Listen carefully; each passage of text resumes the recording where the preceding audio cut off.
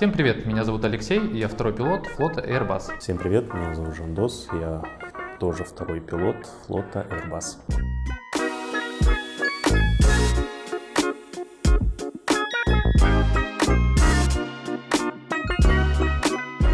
И сегодня мы вам дадим ответы на самые часто задаваемые вопросы. И расскажем о том, как мы проходили по программе Бениша.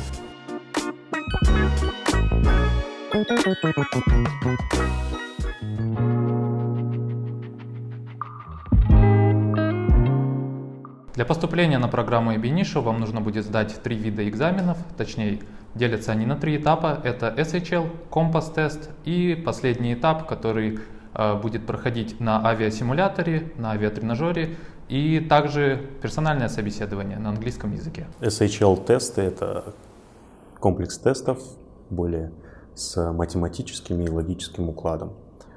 Если коротко рассказывать про SHL, то это тесты, где будут графики, разные чарты, пай-чарты, бар-чарты. И можете прогуглить, посмотреть, как они вообще выглядят. Компас-тест, он разделен также на несколько частей. В основном этот тест направлен просто на выявление ваших базовых навыков в точных науках. В компас-тесте это такой комплекс тестов, состоит из 6 модулей. В каждом модуле нужно набрать не менее по 3 баллов в каждом из модулей.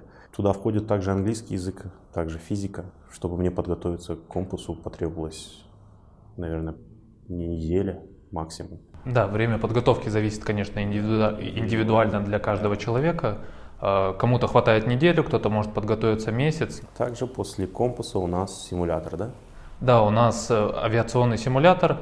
Не думайте, что вам нужно будет иметь какие-то уже навыки пилотирования самолета. То есть симулятор нацелен на то, чтобы проверить вашу обучаемость в данной сфере. Главное показать хороший прогресс. Я помню в своем симулятор-тесте я первый раз очень сильно раскачал самолет, очень сильно раскачал симулятор. Инструктор сказал: все, я беру контроль, выпрямил. Говорит: давай еще раз попробуем. Второй раз получилось лучше. После симулятор-теста вас ждет групповое задание и финальное интервью. В групповом задании вас разделят на 2 группы и будут смотреть, как вы работаете в команде. Ваши индивидуальные качества и качества командного игрока. Да, в командной игре главное быть собой, показывать максимально свои навыки, притом стараться не мешать другим участникам, то есть это не соревнование. Не тянуть одеяло на себя, это, пожалуй, самое главное в авиации, так как вы будете работать в самолете, в команде.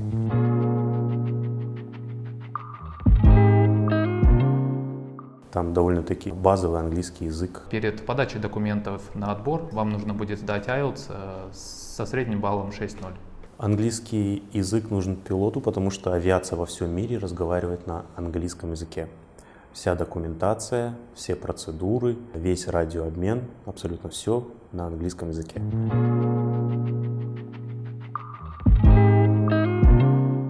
У вас также есть все шансы пройти на эту программу, потому что наличие высшего образования совсем не обязательно. И я тоже считаю, что нужно поступать, именно нужно поступать после школы. Знал бы я ранее, что есть такая программа, я бы тоже поступил после школы. Я сам закончил маркетинг, также проработал экономистом и в один прекрасный день решил уйти в сферу авиации. Я закончил университет экономики также в сфере международной торговли. Я, честно говоря, никак не думал, что я попаду в авиацию. Встретился там со своей сестрой, и она рассказала мне про эту программу. И я решил попробовать. Да, мне рассказал друг про эту программу. Он тоже пилот. Однажды пригласил меня на чай, он мне все рассказал. Так что, если вы сейчас смотрите это видео и пьете чай, пожалуйста, зайдите на сайт, посмотрите требования. Там не такие они уж и высокие. Чтобы поступить на программу Бениша, мы бы хотели вам подсказать, что неважно из какого вы города, неважно какой у вас социальный статус, и не обязательно, чтобы у вас в авиации были родственники. То есть вы просто можете своими знаниями подать заявку и пройти все этапы самостоятельно. Главное захотеть. Главное просто начать интересоваться этим, и дальше уже дело за малым. Все очень индивидуально. Нужно пройти врачебно-летно-экспертную комиссию, сокращенно ВЛЭК, и там уже подскажут по всем требованиям и о том, можно ли летать с тем или иным качеством зрения. Я думаю, что вы можете сходить на ВЛЭК и проконсультироваться, по крайней мере, и узнать, какие требования, чтобы получить медицинский сертификат первого класса. Я учился в Финляндии, в летной школе Патрия. Вы можете посмотреть это видео также на YouTube. Там снимали как раз-таки про нашу школу. Мы летали на новых Даймондах 40 и 42 двухмоторных. Я учился в школе в Ирландии. Вообще у нас есть 3 школы: Финляндия, Испания и Ирландия. В Ирландии мы летали на Цеснах 172 и также на Пайпер Сеника, двухдвигательные самолеты. Обучение прошло хорошо, это было очень интересно, очень хороший опыт в моей жизни. Жизнь в Европе, я пробыл там 19 месяцев. Да, мы учились 1,5 года в Финляндии. Тут уже зависит от страны. В Испании, по-моему, ребята чуть меньше учатся, да? Так как у них погода чуть получше. Тут зависит от школы, от погоды и от времени года, в какой вы попали и когда вы начнете летать, потому что само обучение, оно делится как бы на 2 этапа, это летный этап и теория. Но стандарты всех школ одинаковые, и по окончанию всех 3 школ кадеты получают европейскую лицензию. Да, это лицензия Международной ассоциации ИАСА, и она котируется как и у нас, также и в Европе для однодвигательных, двухдвигательных самолетов. И потом вам придется еще получить после окончания школы уже нашу казахстанскую лицензию. А также после этого мы обучались на тайп-рейтинге в Тулузе.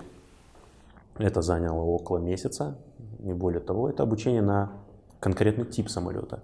Если провести аналогию с автомобилями, это как получить водительские права на вождение определенной марки автомобилей.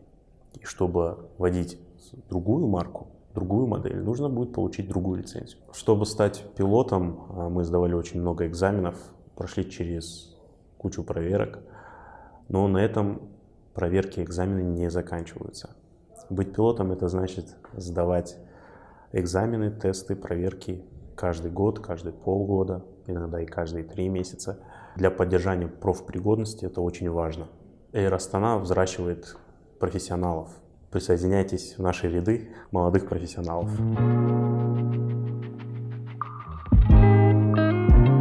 В какой флот попасть, решает авиакомпания.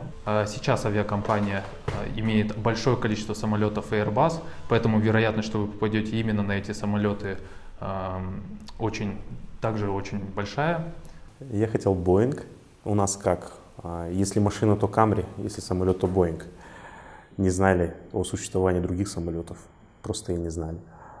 На слуху был Boeing. Сразу хотел поступить на самолет Airbus. Ни разу не жалею об этом. Мне очень нравится этот самолет, очень технологичный, классный. Тут просто зависит от каких-то личных предпочтений. Конечно, у каждого пилота это свой самолет, но мне почему-то сразу этот самолет упал в душу, а когда я полетел в Тулуз на тайп-рейтинг, мне вообще очень сильно понравилось.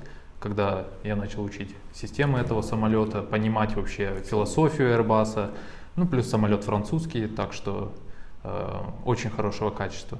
Современный, безопасный, комфортный самолет. Поэтому поступайте по программе Ab-Initio, чтобы узнать, что такое философия Airbus. Согласен. Спойлерить не будем.